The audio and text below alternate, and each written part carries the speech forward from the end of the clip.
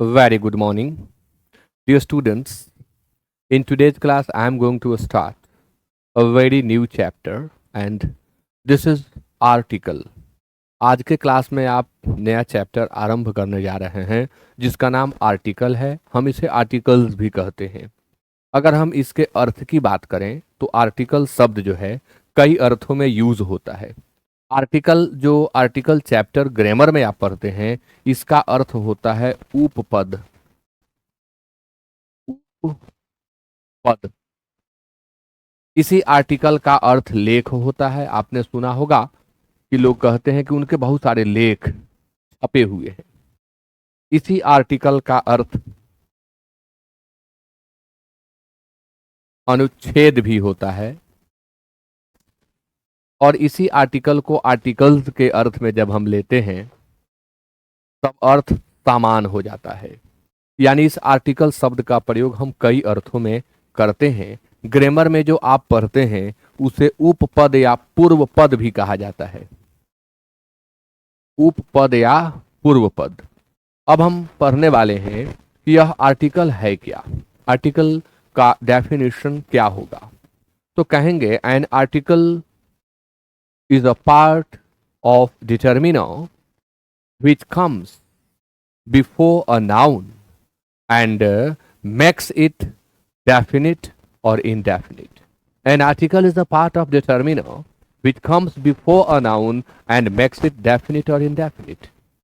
यानी article determiner का एक भाग है जो नाउन के पहले आकर उसे निश्चित या अनिश्चित बनाने का काम करता है। आर्टिकल दो तरह के होते हैं, इनडेफिनिट आर्टिकल और डेफिनिट आर्टिकल। इनडेफिनिट आर्टिकल के अंतर्गत ए और एन आते हैं। डेफिनिट आर्टिकल के अंतर्गत द आता है। अब हम इन्हें सीखेंगे कि कहाँ हम इनडेफिनिट आर्टिकल का यूज करें और कहाँ हम डेफिनिट आर्टिकल का यूज करें। तो इन्हें हम अलग अलग पढ़ने वाले हैं। पहले आप इनडेफिनिट आर्टिकल्स पढ़ लें।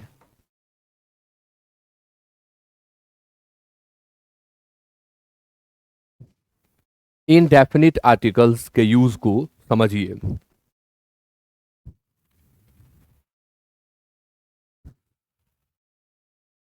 अब देखिए यहां टाइपिस्ट से गलती हुई।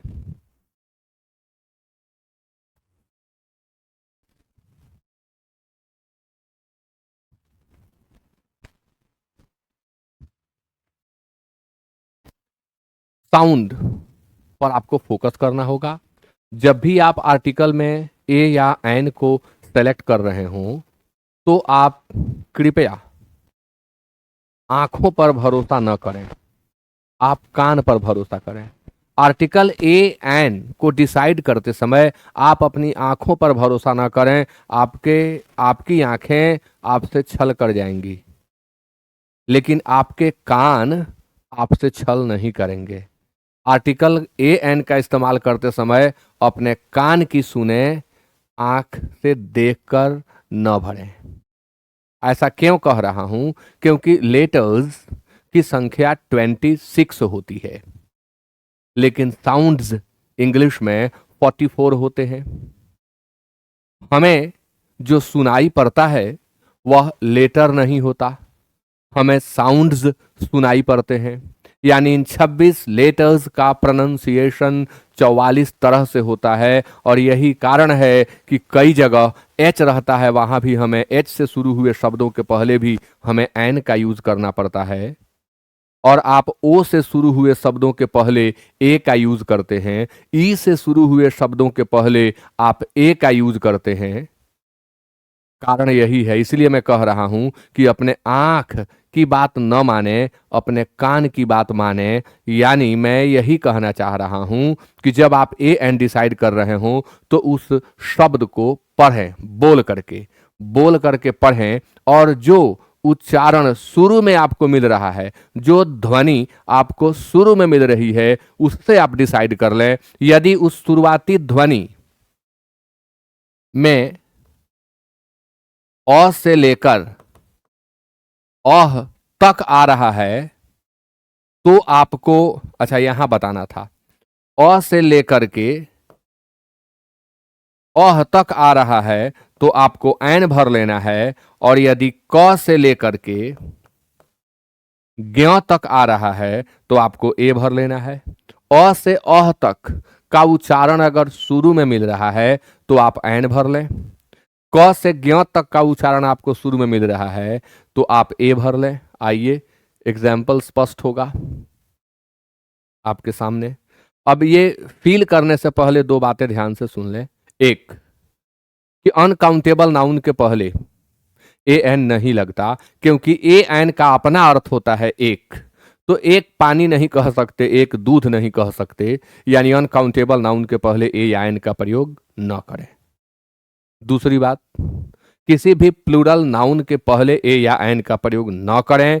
फिर वही बात कि ए या एन जो है एक को दर्शाता है और प्लूरल तो बहुत को दर्शाता है, बहुवचन होता है, इसलिए न करें। अच्छा, एक तीसरी बात भी है कि जब कोई एडजेक्टिव सिंगल, अकेले वाक्य में आया हुआ हो, आप वहां भी आर्टिकल का यूज न करें, क्योंकि आर्टिकल किसी एडजेक्टिव के लिए नहीं, नाउन के लिए लगता है। यानी जब एडजेक्टिव के बाद नाउन दिया गया हो तब आप यूज करिए उच्चारण के आधार पर ए का या एन का। अब एग्जाम्पल से और क्लियर होगा, देखते हैं। डैश ऑनेस्ट ऑफिसर, आप जब ऑनेस्ट पढ़ रहे हैं ना तो उच्चारण में पहले अ आ रहा है, इसलिए एन भरिए।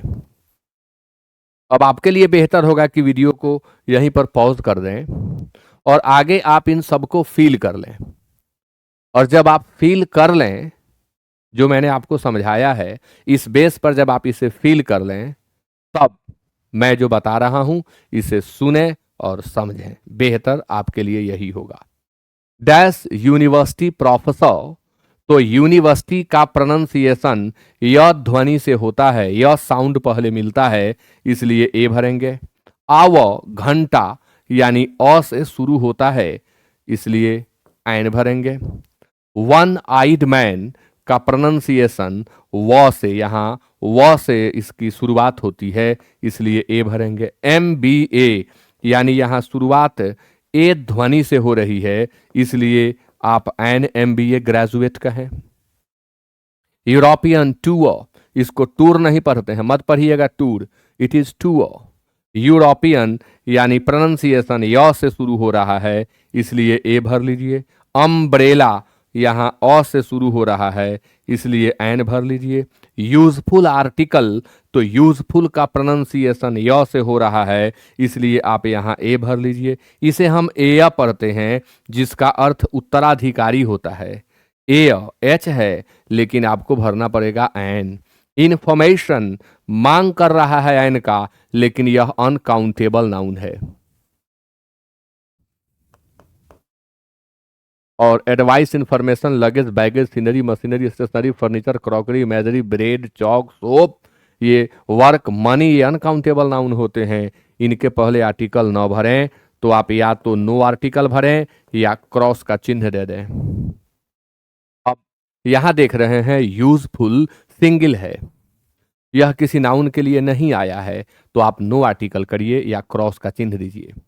यूनियन लीडर, यूनियन य, इसलिए य होने के कारण आप ए का इस्तेमाल करें। इग्लू, इग्लू ई, इसलिए आप एन का इस्तेमाल करें।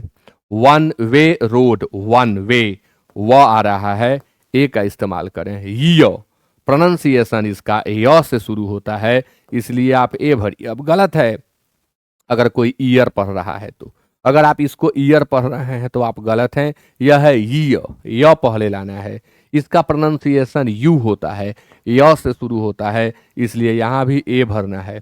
इसका प्रोनाउंसिएशन ई से शुरू होता है, इसलिए आपको एन भर लेना है।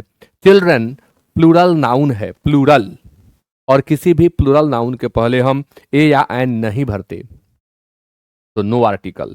MP ये काउंटेबल नाउन है, प्रोनाउंसिएशन ए से शुरू हो रहा है, इसलिए एन भर लीजिए। एक्सरे, एक्सरे, एक्सरे, ए से उच्चारण शुरू हो रहा है, इसलिए आप एन भर लीजिए। तो इस तरह से ए या एन को आप आसानी से डिसाइड कर सकते हैं कि कहाँ फील करना है, कहाँ नहीं फील करना है।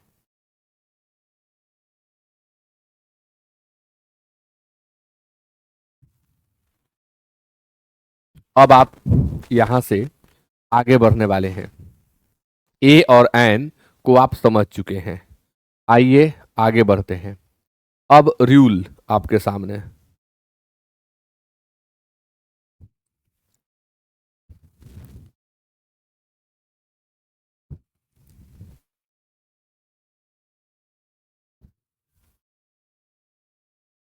A and N are the short forms of one, so they are used before singular countable nouns. ध्यान रहे, अंग्रेजी का ए एन शब्द वन का शॉर्ट फॉर्म माना जाता है। जैसे वन का अपना अर्थ एक होता है, वैसे ही ए और एन का भी अपना अर्थ एक होता है। ए और एन का भी अपना अर्थ एक होता है। तो चूंकि ये एक के अर्थ में यूज होते हैं, तो फिर हमें उन बातों का ध्यान रखना होगा कि जब भी हम कोई सेंटेंस में सिंगुलर काउंटेबल नाउन यूज करें तो आर्टिकल के साथ यूज करें या डिटर्मिनर दें।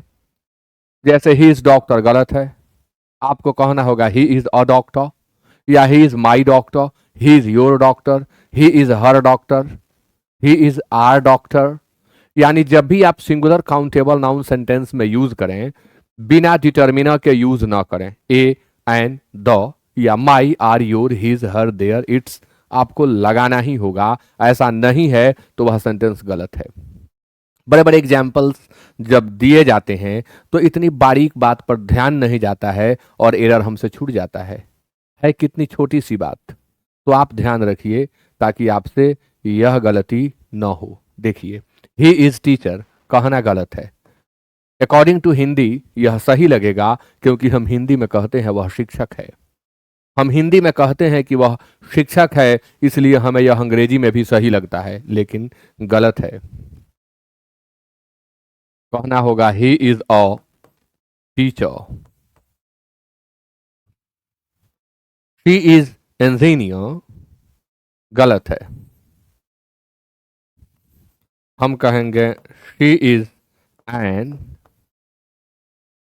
Engineer, my friend is poet, यह गलत है। हम कहेंगे my friend is a poet. तो जब भी आप सिंगुलर काउंटेबल नाउन सेंटेंस में यूज करें, ए या एन, द, माई या योर में से किसी एक को जरूर दें। और ऐसे वाक्य हैं तो ए एन आप दीजिए ना, सेंटेंस आपका बिल्कुल सही होगा। अब ए या एन का हम दूसरा यूज पढ़ेंगे।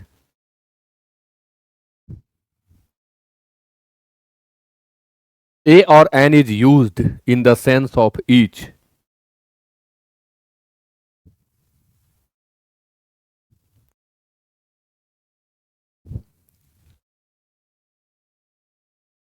ए और an is used in the sense of each, यानी हम ए या एन का प्रयोग ईच के अर्थ में करते हैं। ए या एन का प्रयोग ईच के अर्थ में, यानी ए या एन का प्रयोग हम प्रति या प्रत्येक के अर्थ में करते हैं। जैसा कि आपको मालूम है कि ईच शब्द का अपना हिंदी अर्थ प्रत्येक होता है, तो यह ए या एन प्रत्येक के अर्थ में यूज होने वाले शब्द हैं।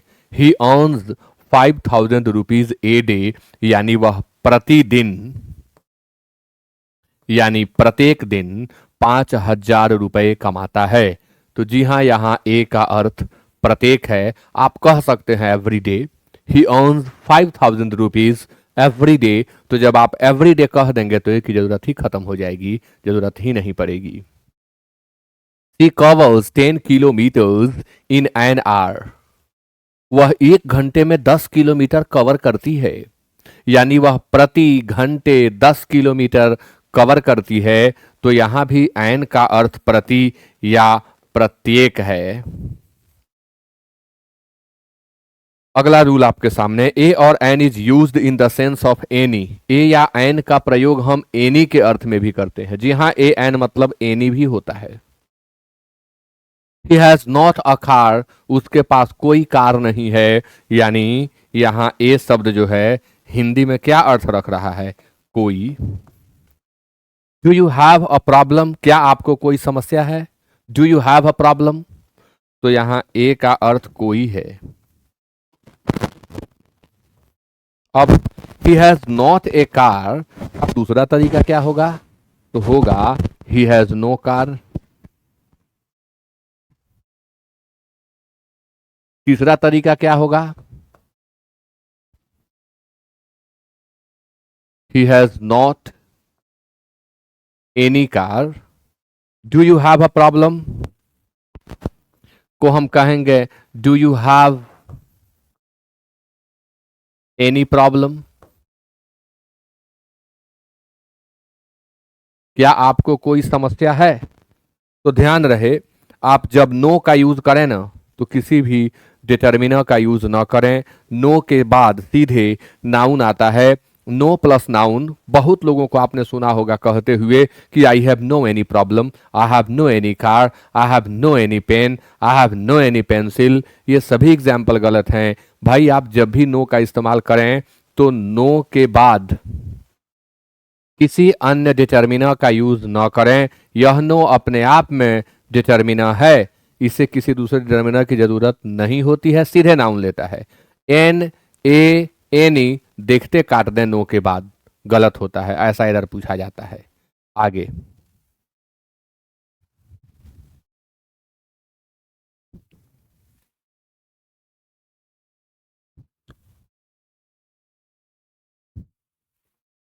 जब किसी वर्ब का प्रयोग नाउन की तरह होता है तब उसके पहले ए या एन का प्रयोग करते हैं।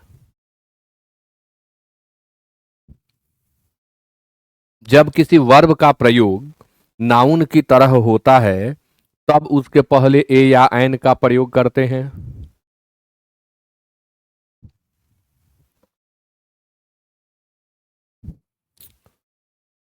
जैसे he has gone for a walk, ध्यान दीजिएगा यह जो वॉक शब्द है तो वर्ब काम नाउन का कर रहा है। क्यों यह वर्ब है भाई? तो आपसे मैं पूछूंगा कि वॉक मीन्स, तो आप कहेंगे टहलना। यानी यह क्या है? तो यह अपने आप में वर्ब है, काम कर रहा है नाउन का। तो जब कोई वर्ब नाउन का काम करने लगे तब उस वर्ब के पहले हमें ए या एन लिखना होगा, अन्यथा सेंटेंस गलत होगा। We shall play a I am sorry we shall pay a visit to Varanasi soon. हम लोग शीघ्र वाराणसी की यात्रा करेंगे। तो आपसे पूछा जाए विजिट मीन्स, तो आप कहेंगे यात्रा करना। यानी विजिट मूलतः वर्ब है, प्रयोग से यह नाउन बन गया है। और जब यह नाउन बन गया है, यह है वर्ब बन क्या गया है? नाउन। तो ऐसी स्थिति में हमें यूज किसका करना पड़ेगा? ए का। तो ध्यान रहे, जब कोई वर्ब नाउन का काम करे तो उसके पहले ए जरूर लगाएं। अब आप कहेंगे सर ये तो बड़ा दिक्कत है, कैसे पता चलेगा? आसानी से चलेगा भाई। वर्ब का काम प्रेपोजिशन के बाद नहीं होता है, वर्ब का काम सब्जेक्ट के बाद होता है। तो यदि यह वर्ब का काम करता तो ये जो अंडरलाइन मैं कर रहा हूं इस पोजीशन पे आता, इस स्थान पर आता। यहां नहीं आया है, बाद में आ रहा है, वो नाउन का जगह है। नेक्स्ट, ए और an is use before a proper noun when it shows comparison. जब किसी प्रॉपर नाउन से तुलना का बोध हो रहा हो तब उस प्रॉपर नाउन के पहले ए या एन का प्रयोग करते हैं। जब किसी प्रॉपर नाउन से तुलना का बोध हो रहा हो तब उस प्रॉपर नाउन के पहले ए या एन का प्रयोग करते हैं। माई फ्रेंड इज विराट कोहली, अगर लिखते तो सेंटेंस गलत होता। मैं अपने दोस्त की तुलना विराट कोहली से कर रहा हूं। तो मैं यह कहना चाहता हूं कि मेरे दोस्त के गुण विराट कोहली के गुण से मिलते हैं। यानी जब दो लोगों के गुणों के बीच तुलना होती है लेकिन प्रत्यक्ष रूप से गुणों को नहीं लाते हैं, उनके नाम को लाते हैं, तब जो महान होता है उसके पहले हम ए या एन का यूज करते हैं। जैसे मेरा दोस्त विराट कोहली है, यानी हम कहना चाहते हैं कि मेरा दोस्त विराट कोहली के जैसा खिलाड़ी है। यानी यहां विराट कोहली के पहले ए लग गया। नॉर्मली जब हम विराट कोहली की चर्चा करेंगे आर्टिकल का यूज बिल्कुल नहीं करेंगे। Amrita is an Einstein, Amrita Einstein है, यानी हम अमृता के गुणों की तुलना आइंस्टीन से कर रहे हैं। अमृता उतना ही विज्ञान जानती है जितना आइंस्टीन जानते थे। अगर हम आइंस्टीन की जीवनी लिखें, अगर हम विराट कोहली के बारे में लिखें, तो हम 100 बार विराट कोहली लिखें, आर्टिकल का यूज नहीं करेंगे। हम आइंस्टीन के बारे में लिखते रहे आइंस्टीन आइंस्टीन आइंस्टीन, आर्टिकल का यूज नहीं करेंगे।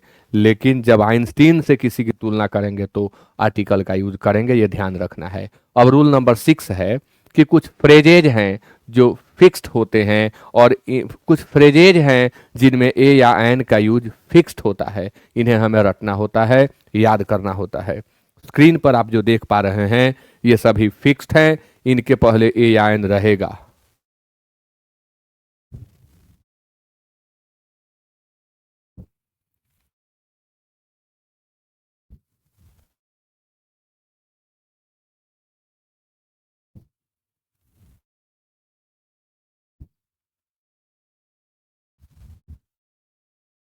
जैसे ये फिक्स्ड है, केवल एक बार पढ़ देता हूं। हैव अ हेडेक यानी सिर दर्द होना। हैव अ टूथेक दांत दर्द होना। हैव अ बाथ स्नान करना। हैव अ टॉक बातचीत करना। हैव अ पेन दर्द होना।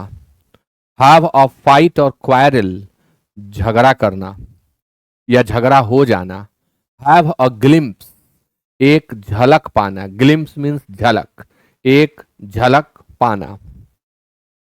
Have an eye to, have an eye to ध्यान देना। हैव एन एपेटाइट फॉर की लालसा होना, की इच्छा होना। हैव एन इंटरेस्ट इन में रुचि होना। हैव अ हैंड इन में हाथ होना। हैव अ रेस्ट आराम करना। Have a good oblique poor knowledge of यानी अच्छी या कम जानकारी होना। इट इज अ प्लेजर, अब यहां फुल स्टॉप आ जाएगा क्योंकि एक सेंटेंस बन गया, कंप्लीट हो गया। इट इज अ प्लेजर, यह खुशी की बात है। कॉल अ स्पेड का अर्थ होगा स्पष्ट कह देना, स्पष्ट बता देना, कुछ भी छिपाना नहीं। इन अ हरी जल्दबाजी में, अब हर्री ना पढ़ें, इन अ हरी जल्दबाजी में। इन अ नटसेल चंद शब्दों में यानी संक्षेप में। इन अ टेम्पर गुस्से में। इन अ फिक्स घबराया हुआ। इन अ डोल्ड्रम वही घबराया हुआ, अस्थिर स्थिति में, क्या करें क्या न करें की स्थिति में। In an attempt, in an attempt एक प्रयास में।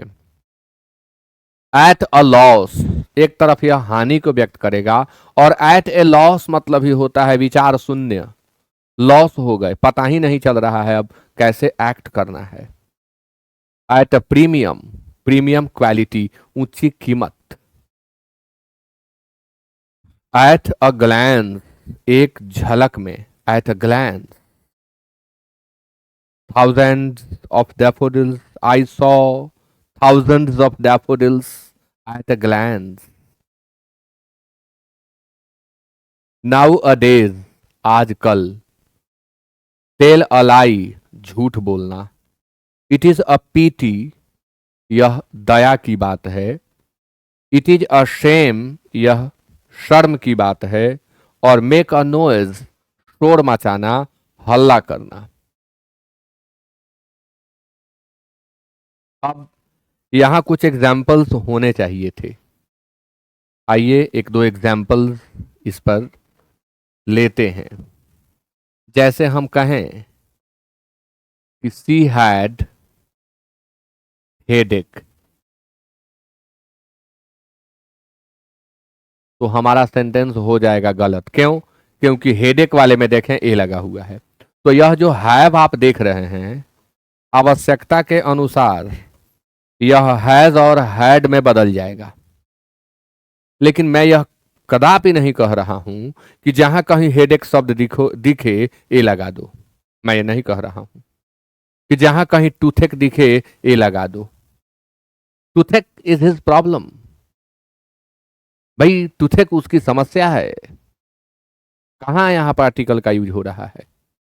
लेकिन जब इसके साथ हैव, हैज या हैड आया हुआ है, तब बिना आर्टिकल के यूज करिएगा, सेंटेंस गलत हो जाएगा। इसलिए यह गलत है। तो हमें लिखना होगा she had a headache.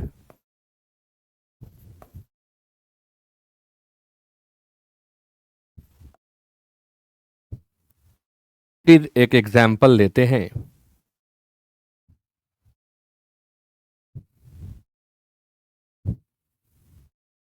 He explained the topic in nutshell। he explained the topic, आ रहा है ना? हाँ, he explained the topic in nutshell। तो यह गलत है। हमें लिखना होगा he explained the topic